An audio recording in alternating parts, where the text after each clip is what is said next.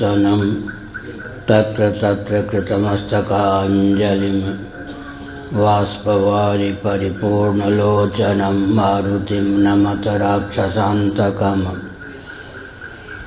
नामापि ते च मधुरं मधुरं स्वरूपं कर्मापि ते च मधुरं मधुरा स्मृतिश्च बुद्धिं प्रबोधय प्रभो मधुबोधशक्तिं विद्यां प्रयच्छ परमां परिभावयामि कोमलं कूजयन् वेणुं श्यामलोऽयं कुमारकः वेदवेद्यं परं ब्रह्म भासतां हृदये मम कूजन्तं राम रामेति मधुरं मधुराक्षरम् आरुह्य कविताशाखां वन्दे वाल्मीकिकोकिलं निगमकल्पतरोर्गलितं फलं शुकमुखादमृतद्रवसंयुतं पिबत भागवतं रसमालयं मुहुरहो रसिका भुवि भावुकाः तृणादपि सुनीचेन तरोरपि सहिष्णुना अमानिना मानदेन कीर्तनीयः सदा हरिः।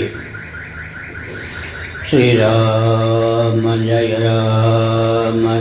जय राम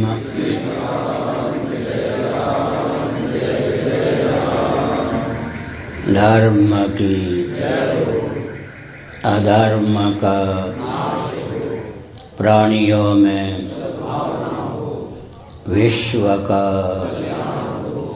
गोमाता की गोहत्या भारत हर हर महादेव।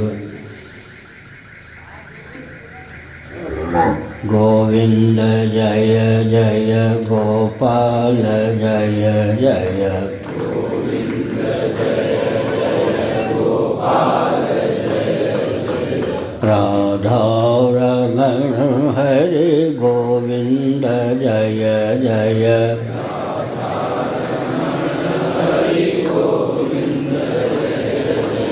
श्री कृष्ण गोविंद हरे मुरारे श्री कृष्ण गोविंद हरे मुरारे हे नाथ नारायण वासुदेव हे नाथ नारायण वासुदेव गोविंद जय जय गोपाल जय जय गोविंद जय जय गोपाल जय जय राधा रमण हरि गोविंद जय जय राधा रमण हरि गोविंद जय जय गोविंद जय जय गोपाल जय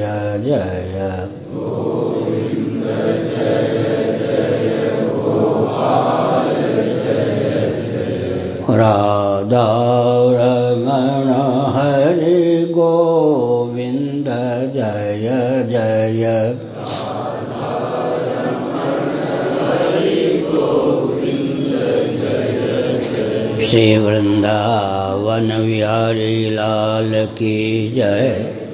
नमो माधव्यः शंभो शिव शिव शिव शिव शिव शिव नारायण नारायण नारायण।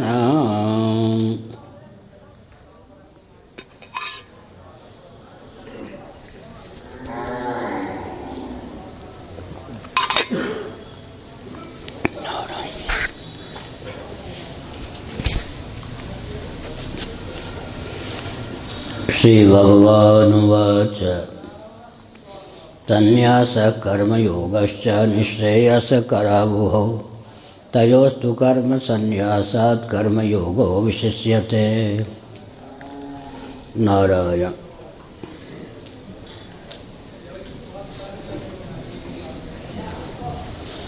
समुपस्थित समादरणीय यतिवृंद, विद्वद वृंद, भक्त वृंद एवं भक्तिमती मातृशक्ति,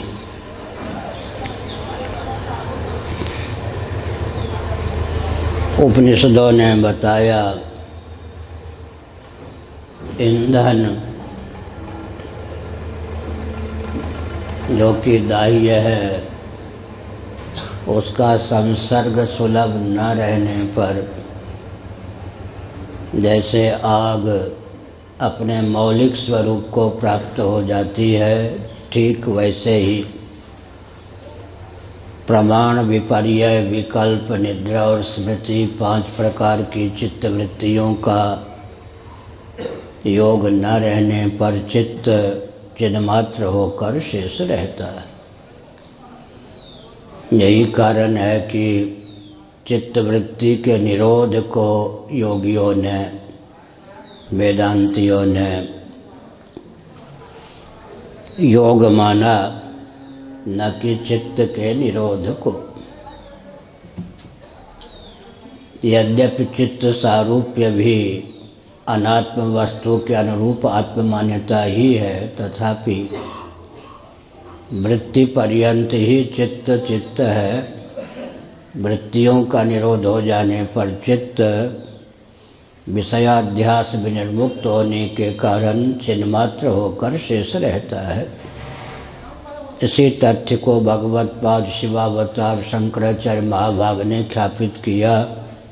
चित्तम चिदिति जानीयात् तकार रहितम यदा तकारो विषयाध्यास जपा रागो यथा मणो।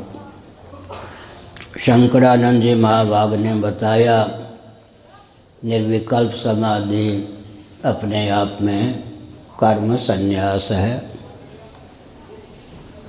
सविकल्प समाधि भी अपने आप में कर्म संन्यास है, क्योंकि वहाँ पर प्रयत्न का केवल इतना स्वरूप शेष रहता है कि अनात्म वस्तुओं के अनुरूप ज्ञानात्माकार वृत्ति का निरसन का प्रयास शेष रहता है।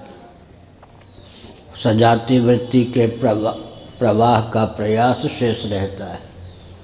पंचदशी कार विद्यारण्य स्वामी ने इसको बहुत मनोरम ढंग से ख्यापित किया। ध्याता, ध्यान और ध्येय, यह जो त्रिपुटी है, इसमें सामान्य व्यक्ति के जीवन में ध्यान पहले टूट जाता है तो उसके ध्यान का पर्यवसान समाधि में नहीं हो पाता।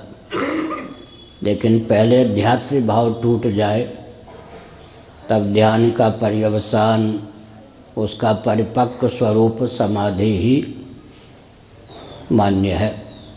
ध्यात्री पर्यंत ही ध्यान है। ध्याता शांत हो जाने पर, ध्यात्री भाव के विगलित हो जाने पर, ध्यात्री सापेक्ष वृत्ति का प्रवाह न रह जाने पर ध्यान का नाम ही समाधि हो जाता है। इस उज्ज्वल तथ्य को अनुभव और शास्त्र के बल पर ख्यापित किया, उद्भाषित किया पंचदशी कार विद्यारण्य स्वामी जी ने प्रथम प्रकरण में। मैंने पतंग तो कभी नहीं उड़ाया है, उड़ाते हुए व्यक्तियों को देखा है। जब पतंग को उड़ाने वाला व्यक्ति अपने नियंत्रण में रखता है तब उसका ऊपर जाना, नीचे आना उसके ऊपर निर्भर करता है। लेकिन कदाचित इतनी तन्मयता पूर्वक पतंग उड़ाने वाला पतंग उड़ावे कि उस पतंग के साथ सन्निहित धागा उसके नियंत्रण से छूट जाए। ठीक इसी प्रकार से जब ध्यान ध्याता रूप कर्ता के प्रयत्न के चपेट से मुक्त हो जाता है, इस ध्यान को ध्याता के आलंबन की, ध्याता के द्वारा नियंत्रित होने की आवश्यकता नहीं रह जाती। उसी ध्यान का नाम समाधि होता है। पंचदशी कार विद्यारण्य स्वामी जी ने प्रथम प्रकरण के माध्यम से इस तथ्य को उद्भाषित किया।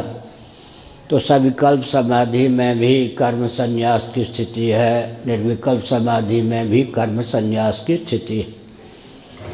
और जो तत्वज्ञ हैं व्यवहार दशा में भी उनके जीवन में अकर्म रूप कर्म संन्यास की प्रतिष्ठा है, क्योंकि वे अविक्रिय विज्ञान घन आत्मा को ब्रह्म स्वरूप समझते हैं। ब्रह्म स्वरूप आत्मा में, आत्मा स्वरूप ब्रह्म में उनकी दृष्टि में प्रकृति सहित प्रपंच की अध्यक्षता सिद्ध होती है। अखंड अद्वैत विज्ञान स्वरूप होकर ही शेष रहने के कारण व्यवहार दशा में भी तत्वज्ञ के जीवन में कर्म संन्यास प्रतिष्ठित है।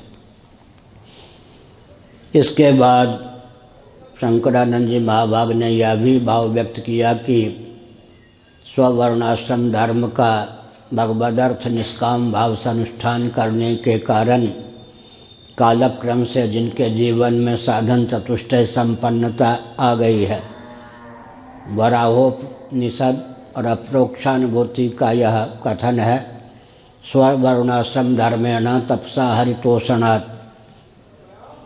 अप्रोक्षानुभूति में हरितोषणात् पाठ है, वराहोपनिषद में गुरुतोषणात् पाठ है। दोनों ले लें तो हरि रूप गुरु, गुरु रूप हरि या हरि और गुरु। स्ववर्णाश्रम धर्मेण तपसा हरितोषणात् साधनम प्रभवेत् पुंसाम वैराग्यादि चतुष्टयम्। एक विचित्र बात है, जिसका आलंबन हमारे जीवन में घातक सिद्ध होता है, उसी का आलंबन हमारे लिए विमोक्षक सिद्ध हो सकता है। इसी का नाम तो कर्मयोग है। सर्वारंभा ही दोषेण धूमेन अग्निरिवावृता। जो कर्म है वह तो बंधक है, क्योंकि आत्मतत्व अविक्रिय विज्ञान घन है। जब तक चिज्जरक ग्रंथि न हो, अध्यास न हो, तब तक कर्म की सिद्धि ही संभव नहीं है।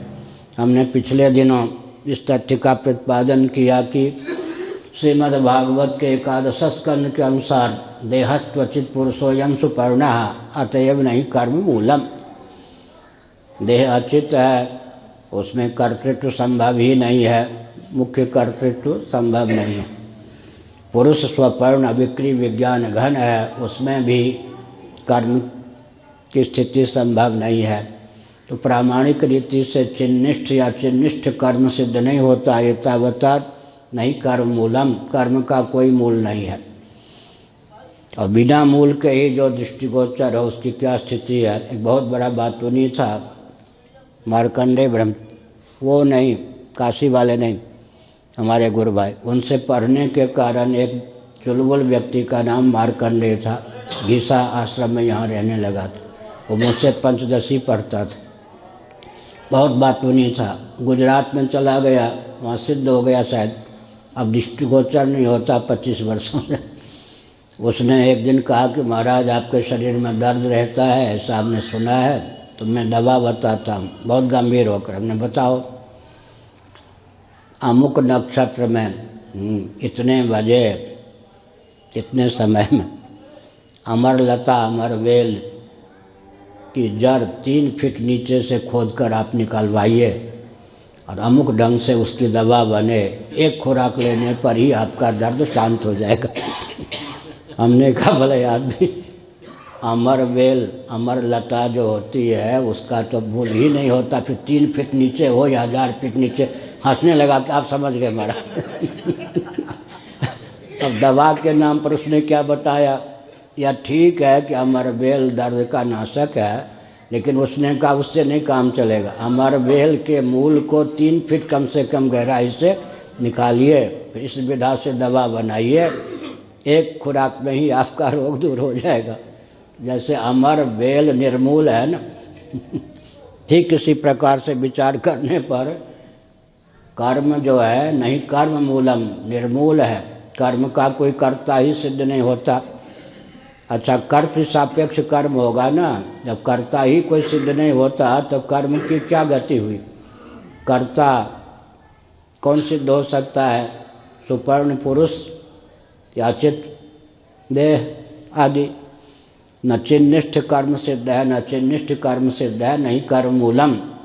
तथापि कर्तृधिकरणम जो ब्रह्म सूत्र में है, उसके भाष्य में भगवत पाद शंकराचार्य महाभाग ने कहा कर्म आध्यासिक है, चिज्जडक ग्रंथि मूलक है, स्वतः कर्म का कोई मूल सिद्ध नहीं होता। इसका अर्थ होता है अध्यास पर्यंत कर्म है। अध्यास का अर्थ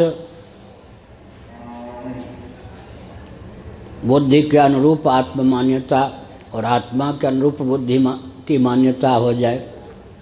आत्मा और बुद्धि में अथवा आत्मा और अंतःकरण में विभाग का परिज्ञान उद्बुद्ध न हो, उसी का नाम है अध्यास। अन्य में अन्य बुद्धि, देहेंद्रिय प्राणांतःकरण के अनुरूप आत्ममान्यता हो और आत्मा की सत्ता चित्ता प्रियता देहेंद्रिय प्राणांतःकरण पर अध्यारोपित हो। इस दशा में आत्मा अनात्मा का या क्षेत्र क्षेत्रज्ञ का विवेक न होने की दशा में कर्म होता है। चिज्जड़क ग्रंथि का अध्यास का अपनोदन हो जाने पर कर्म नहीं होता।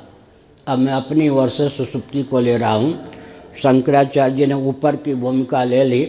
ये शंकरानंद जी ने, वो शंकराचार्य भी थे श्रृंगेरी मठ के, तो शंकरानंद जी ने ऊपर की भूमिका समाधि ले ली। सुषुप्ति के उल्लेख की उन्हें आवश्यकता नहीं पड़ी।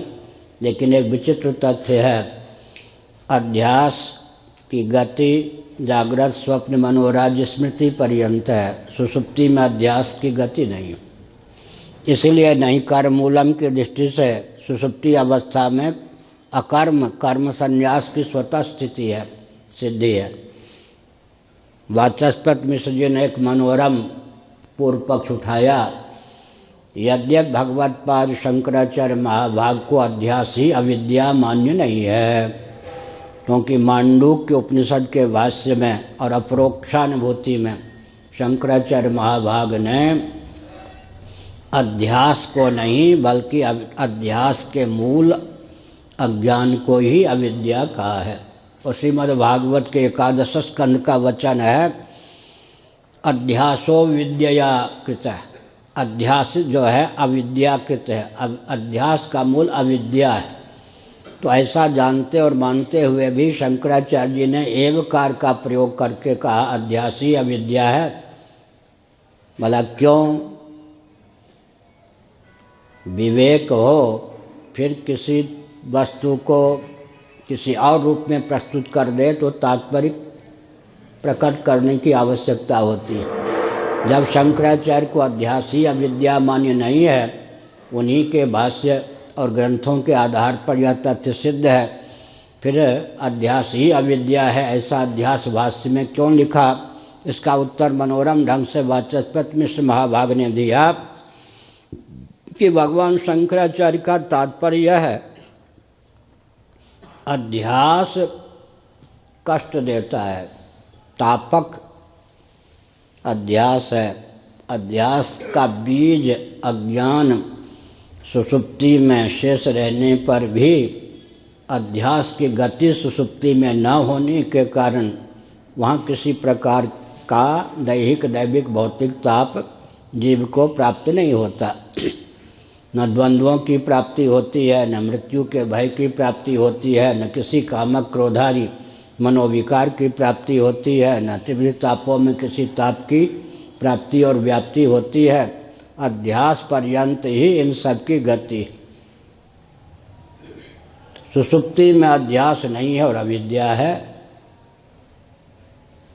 रज्जु का ज्ञान ना हो लेकिन रज्जु में सर्प बुद्धि ना हो तो भय उत्पन्न होगा नहीं ना।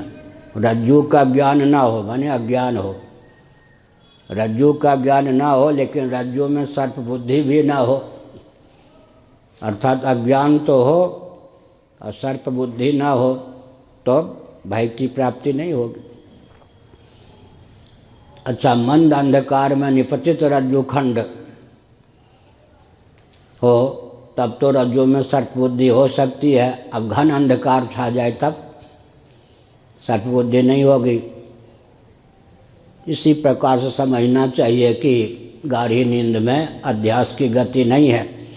जहाँ तक अध्यास है वहाँ तक कर्म है। जब अध्यास गाढ़ी नींद में नहीं है तो कर्म भी गाढ़ी नींद में नहीं है, क्योंकि गाढ़ी नींद जिसको हम सुषुप्ति कहते हैं वह पुरुषार्थ भूमि नहीं है।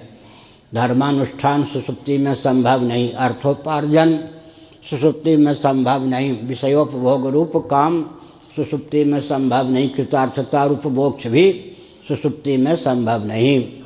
तो गाढ़ी नींद में भी क्या है, अकर्म है, कर्म संन्यास। लेकिन भगवान श्री कृष्ण का एक मार्मिक वचन है, नहीं कश्चित क्षणमपि जातु तिष्ठत्य कर्मकृत। भगवत पाद शंकराचार्य महाभाग ने भाष्य के माध्यम से इस तथ्य को ख्यापित किया कि जिनको आत्म तत्व का वास्तव बोध नहीं है, उनके वश की बात नहीं कि एक क्षण भी बिना कर्म किए रह सके। तब कोई कह सकता है 5-7 घंटे तक सुषुप्ति की प्राप्ति जब तक रहती है तब तक कर्म संन्यास रहता ही है। बात तो सच्ची है, लेकिन सुषुप्ति के टूट जाने पर इतने समय तक मैं सुप्त रहा, इस अभिमान के गर्त में उस अकर्म रूप कर्म संन्यास की अवस्था या भूमि सुषुप्ति को हम डाल देते हैं या नहीं। इसलिए अकर्म को भी हम कर्म बना देते हैं। यह जीवत्व की विचित्र गाथा है। सुषुप्ति अपने आप में अकर्म भूमि है, क्योंकि अध्यास पर्यंत ही कर्म है, और अध्यास की निवृत्ति सुषुप्ति में होती है। भले ही सुषुप्ति में अज्ञान शेष रहे, लेकिन अध्यास की निवृत्ति होने के कारण, क्योंकि अध्यास पर्यंत ही कर्म होता है, अतः सुषुप्ति में कर्म की गति नहीं है। लेकिन नादान जीव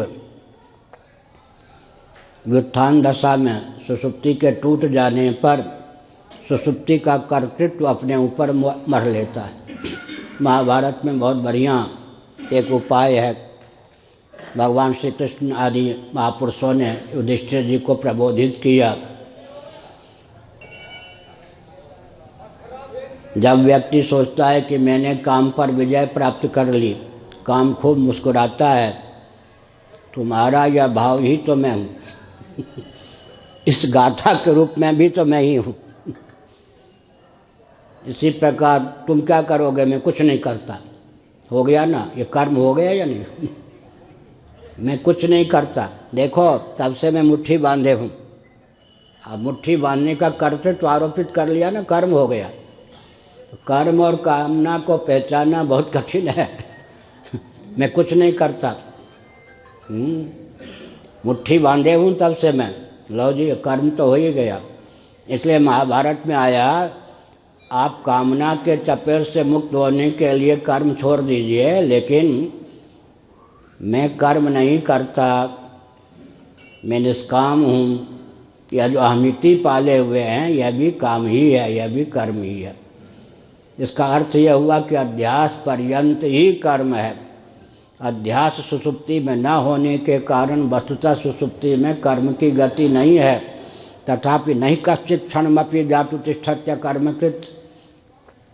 इस सिद्धांत के अनुसार जो आत्म तत्व के वास्तव स्वरूप को नहीं जानता, उसके वश की बात नहीं कि एक क्षण भी कर्म किए बिना रह सके। तो सुषुप्ति जो कि अकर्म भूमि है, अहमर्थ के बल पर, अहमिति के बल पर और जरा ग्रंथि के बल पर व्यक्ति उस अकर्म की भूमि को भी कर्म का रूप प्रदान कर देता है।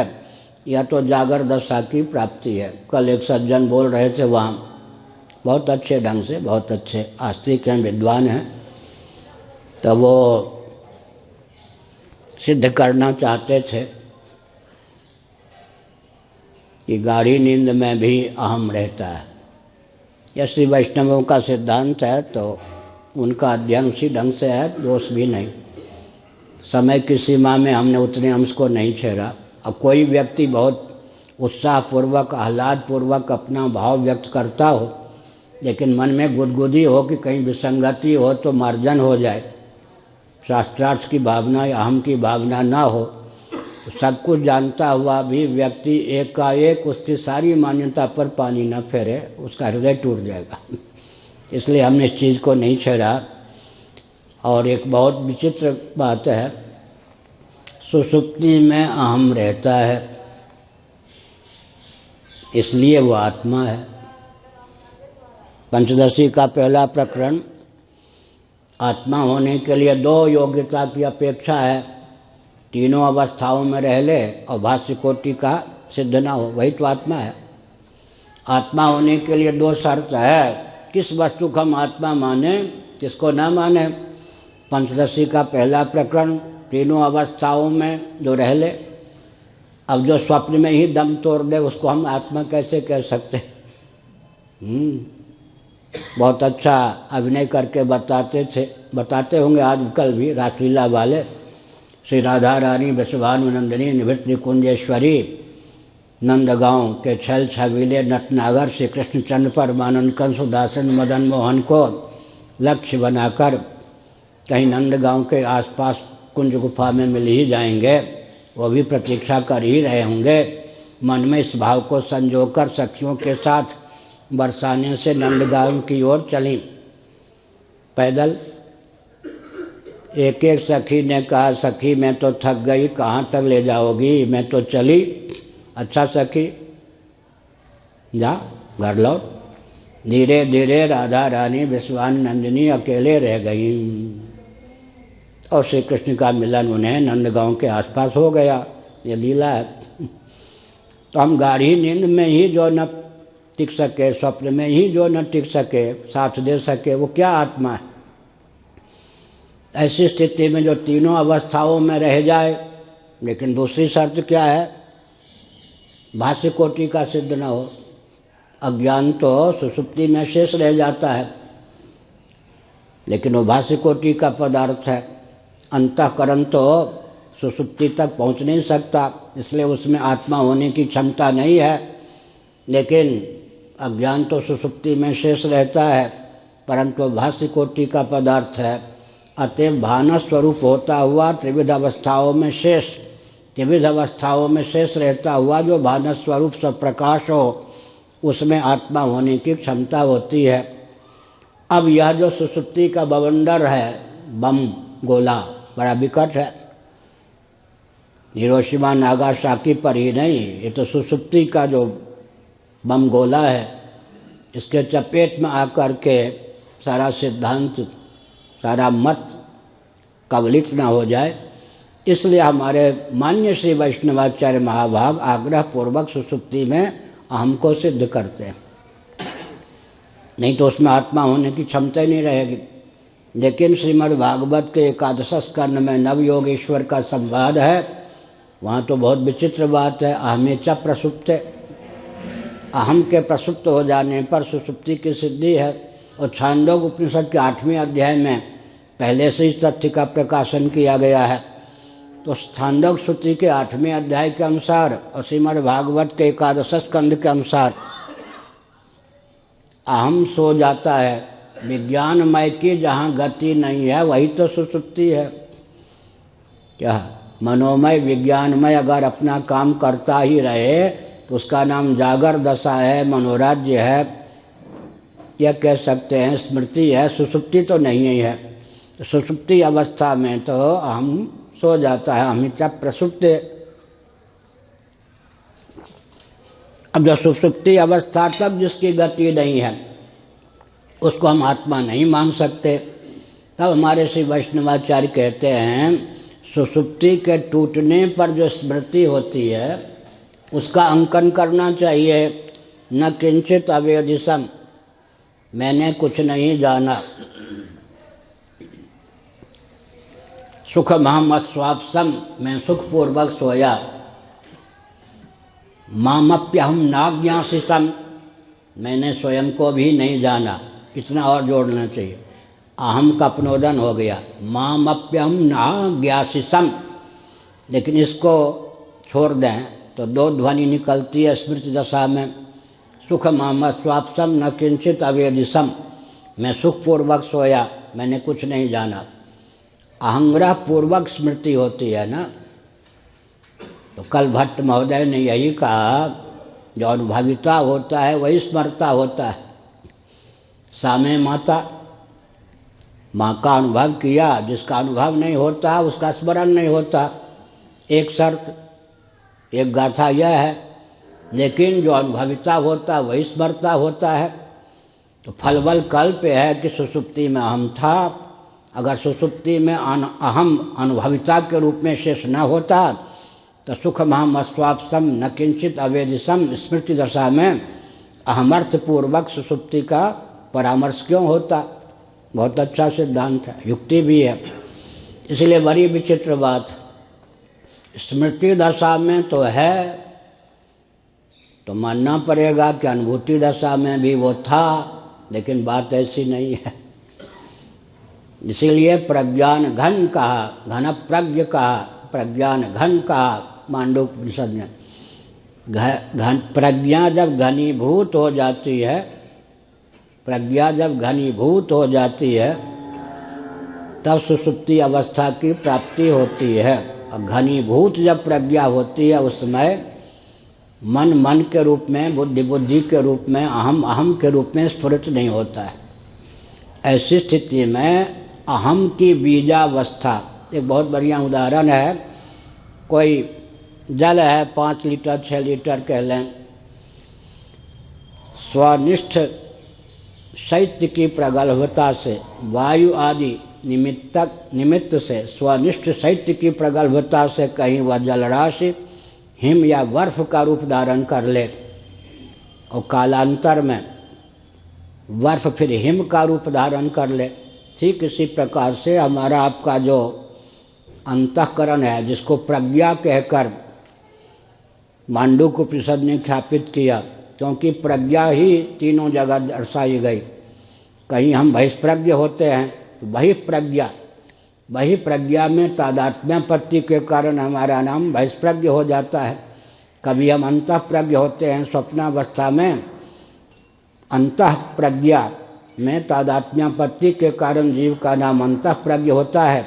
और सुषुप्ति अवस्था में घनीभूता प्रज्ञा में तादात्म्यापत्ति के कारण जीव का नाम घन प्रज्ञ या प्रज्ञान घन होता है। प्रज्ञा ही मुख्य क्षेत्र है ना। इदम शरीरम कौन्तेय क्षेत्रमित्यभिधीयते एतद्यो वेत्ति तं प्राहुः क्षेत्रज्ञ तद्विदः। हमारे आपके जीवन में अनुभव के बल पर प्रज्ञा ही मुख्य क्षेत्र है। तो यद्यप सुषुप्ति में अहम नहीं होता, लेकिन जिसमें अहम विलीन होता है वह जो तत्व है, अंतःकरण की बीजावस्था है, जिसका नाम अज्ञान है, जिसका नाम अविद्या है, जो देहद्वय का कारण है, जिसका नाम अविद्या अज्ञान, कारण शरीर क्यों कहते हैं? देहद्वय का कारण होने के कारण उसका नाम कारण शरीर है। वही जब किंचित अभ्यंतर दशा को प्राप्त होता है तो तब स्वप्नावस्था की प्राप्ति होती है। वही जब बाह्याभ्यंतर प्रचार प्रसार से युक्त होती है तब उसी का नाम जागर दशा है। तो अहम यद्यप सुषुप्ति में नहीं था, एक उदाहरण देते हैं। कोई शुद्ध जल, बिल्कुल स्वच्छ जल हिम का रूप धारण कर ले, अब उसमें अगर कोई कर्पूर आदि का योग रहा हो या उसमें कहीं हमारे शरीर का बहुत मंद रूप से प्रतिबिंब पड़ता हो और फैल जाने पर वह स्फुट रूप से अभिव्यक्त हो जाता है। ठीक इसी प्रकार उस घनीभूता प्रज्ञा में सुषुप्ति में जो सुख की अनुभूति होती है उसका संस्कार पड़ता है। और घनीभूता प्रज्ञा जब अहम के रूप में अभिव्यक्त हो जाती है तब उस अहम के योग से उसका स्मरण होता है। तो विभ्रम पैदा हो जाता है, उत्पन्न हो जाता है कि सुषुप्ति में भी अहम था, लेकिन वास्तव में अहम पर्यंत कर्तृत्व है, अध्यास पर्यंत कर्तृत्व है का अर्थ होता है अहम पर्यंत कर्तृत्व है। चिज्जरक ग्रंथि का नाम अहम, 2 प्रकार का अहम होता है। मैं एक संकेत करूं, सबसे पहले हमने विद्यार्थी जीवन में गीता प्रेस से प्रकाशित गीता के गुटका को पढ़ा, सामान्य अर्थ उसमें था, और पाठ्य पुस्तकों के अतिरिक्त मेरे पास कोई आध्यात्मिक ग्रंथ नहीं था। एक बार गर्मी छुट्टी में हमने पातंजल योग प्रदीप पूरा पढ़ा, गीता प्रेस से प्रकाशित, बचपन में। तो योग का संस्कार, सांख्य का संस्कार मेरे जीवन में पहले पढ़ा, और गीता का तो था ही। उसने बहुत लाभ दिया। वेदांती कहीं कहीं फिसल जाते हैं, इसलिए प्रत्येक प्रस्थान का अपने स्थान पर महत्व होता है। अब थोड़ा विचार कीजिए, वह व्यक्ति कैसे अहंकारी हो सकता है जिसने योग, विशेषकर सांख्य सिद्धांत के अनुसार अहम के स्वरूप को जाना है। क्योंकि प्रकृति का प्रथम परिणाम महत्तत्व, महत्तत्व का फिर परिणाम होगा अहम तत्व। वह महत्तत्व हमारे आपके जीवन में व्यष्टि बुद्धि होकर उच्छलित है और वह अहम तत्व हमारे आपके जीवन में अहंकार होकर।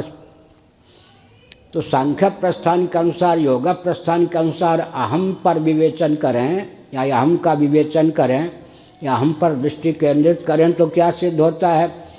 वो तो प्रकृति विकृति कोटि का भी दूसरा पदार्थ। प्रकृति हो गई त्रिगुणमयी, प्रथम प्रकृति विकृति का नाम हो गया महत्तत्व और द्वितीय प्रकृति विकृति का नाम हो गया अहम तत्व। वह अहम तत्व हमारे जीवन में अहंकार के रूप में परिलक्षित है। अब बहुत विचित्र बात है, प्रकृति तो जड़ है तो महत्तत्व कैसे चेतन होगा? और उस महत्तत्व का परिणाम या कार्य अहम तत्व कैसे चेतन होगा? तो सांख्य की दृष्टि से जिसने अहम तत्व का विवेचन प्राप्त किया है वह अहम ब्रह्मास्मि आदि स्थलों में विमोहित नहीं होगा।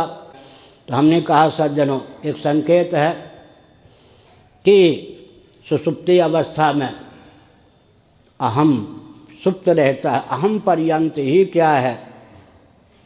अध्यास। ये वेदांतियों के यहाँ ही अहम क्या है? एक तो अंतःकरण है, वेदांत प्रस्थान के अनुसार ये क्या है?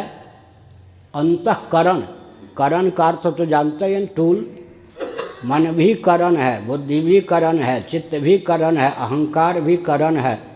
करण का प्रयोक्ता कर्ता होता है और करण निरपेक्ष कर्ता का नाम अविक्रिय विज्ञान घन होता है।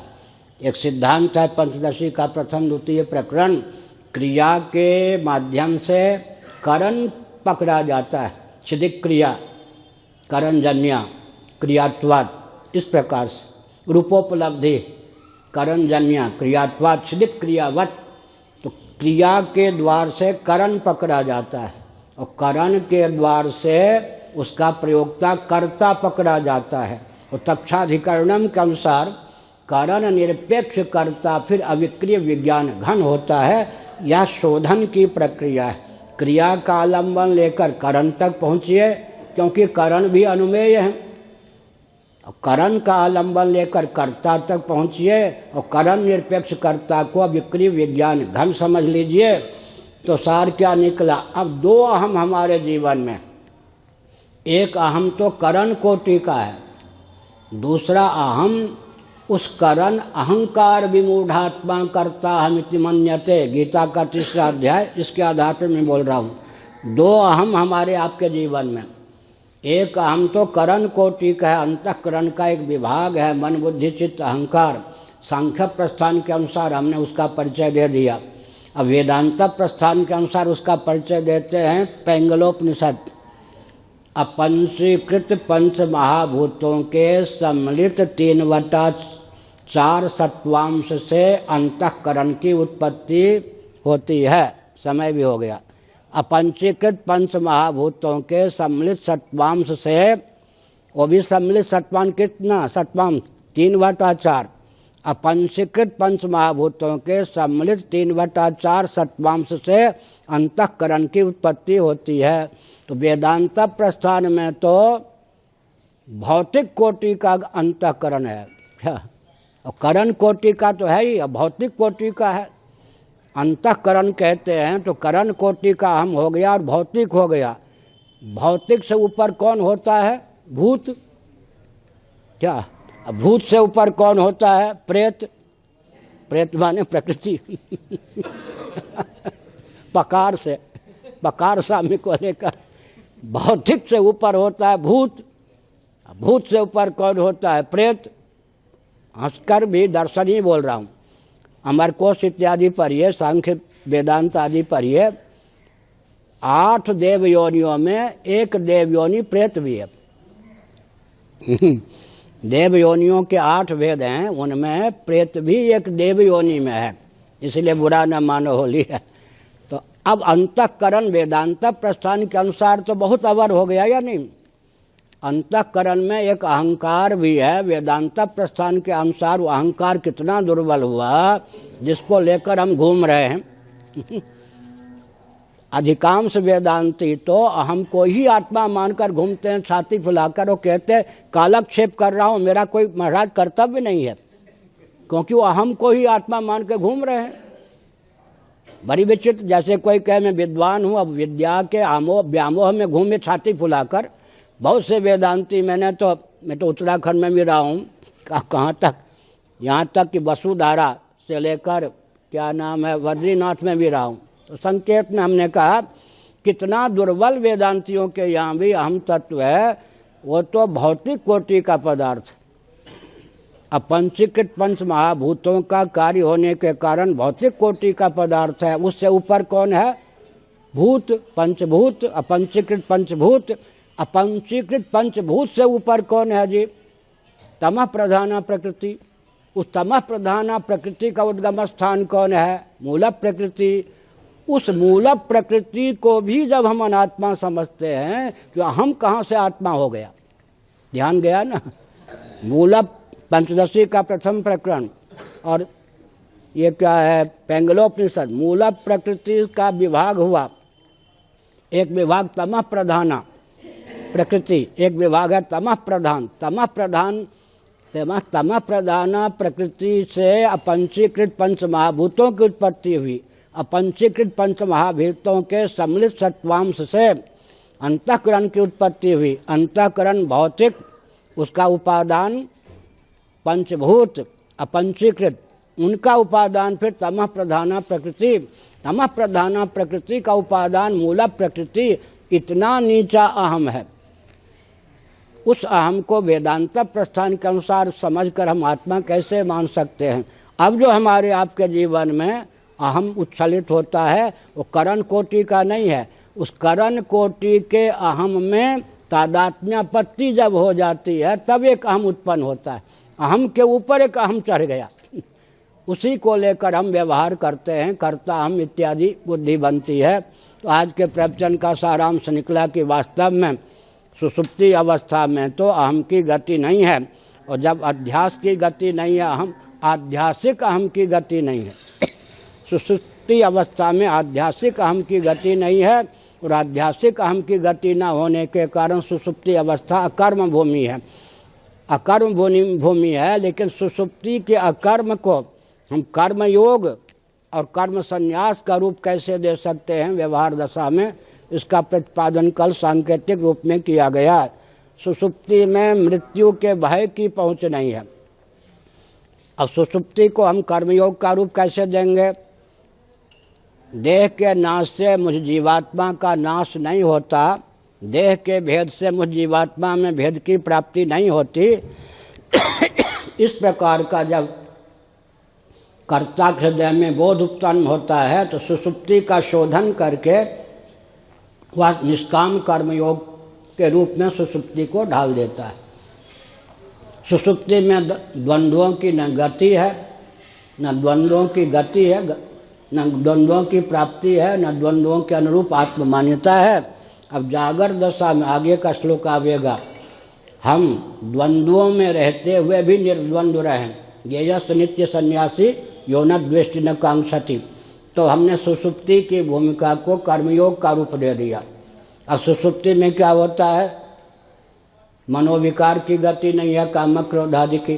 तो हम मनोविकार पर विजयश्री प्राप्त करके अनावश्यक रागान्वित न होकर निष्काम कर्म के संपादन में जितनी कामना चाहिए, निष्काम कर्म के संपादन में जितनी कामना चाहिए, उसके अतिरिक्त कामना को न पाने, तो सुषुप्तिगत जो अकर्म है उसको जागर दशा में हम कर्मयोग का रूप दे सकते हैं।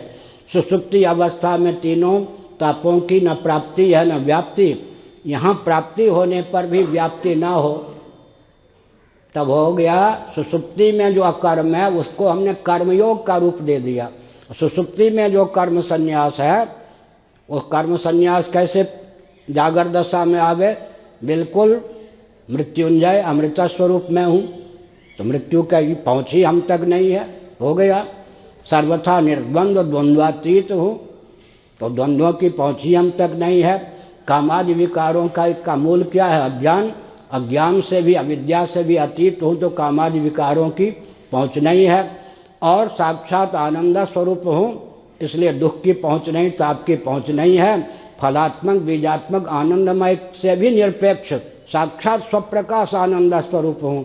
तो एक विचित्र बात हुई आज भगवत कृपा से, व्यास गद्दी की कृपा से, कि सुषुप्तिगत जो कर्म संन्यास है, अगर सुषुप्ति का शोधन कोई करना जाने तो जागर दशा में उसको कर्मयोग का रूप कैसे दिया जा सकता है, वो कर्म संन्यास का रूप कैसे दिया जा सकता है। आज के प्रवचन की यह पूर्वता विशेषता हुई भगवत कृपा से। हर हर महादेव।